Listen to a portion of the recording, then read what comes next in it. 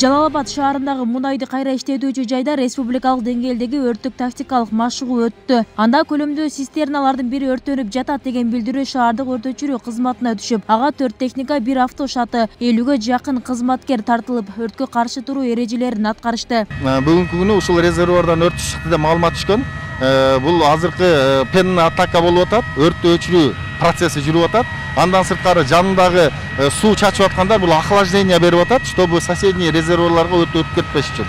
Анан ушул эле резервуарлардын алдында көрүп атасыз, обвалование деп коет, казылган чуңкурдук турат. Ошол чуңкурда вдруг резервуарда взрыв болуп, ичиндеги күйүүчү зат чыгып кетсе, башка резервуарларга кирип кетпеш үчүн ошол обвалованиялар жасалган. Окутууга Бишкек шаарынан, Ош облусунан жана Жалал Абад шаарына жакын жайгашкан Сузак, Базаркоргон, Нокен райондорунан өрт өчүрүүчүлөр келип практика жүзүндө тажрыйба алмашты. Машыгууга катышкан өрт өчүрүүчүлөр тилсиз жоону 5 мүнөттө чектөөгө алып 1 саатта толугу менен өчүрүштү. Өрттүн кесепетинен 2 киши жабыр тарткан, аларга тез жардам кызматынын дарыгерлери биринчи медициналык жардамдарын беришти. Эми машыгуунун жүрүшүндө белгилүү болгондой, бул медицина кайра иштечү заводдун ушундай өздөрүнүн дружиналары, мисалы үчүн служба безопасности өзүнө көрүлгөн убакытта келди, аракетин көрүштү.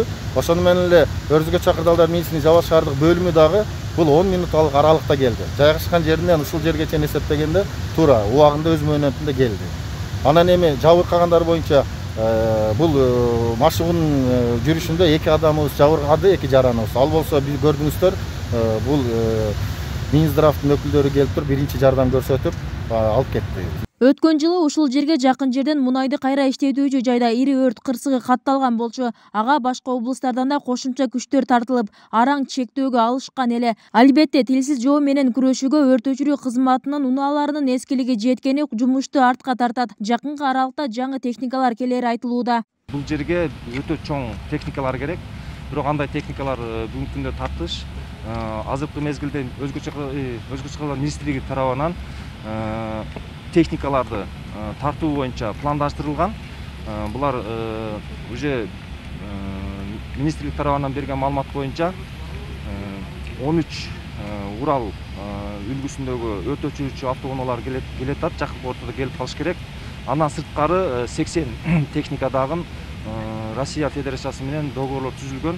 Бул 2021 жылга болжолдуу келип калышы мүмкүн. Жыл башынан бери өлкө боюнча 2425 өрт кырсыгы катталып, өткөн жылга салыштырмалуу 34% азайган. Анын 365-и Жалал Абад облусуна тиешелүү. Өрттүн кесепетинен 29 адам каза таап, 24 жаран жабыр тарткан. Телсиз жоодон 103 адам куткарылып, 5 миллиард сомдук материалдык баалуулуктар сакталып калынган. Бибисара Оразалиева, Шерзат Агамбердиев, 7 канал, Жалал Абад.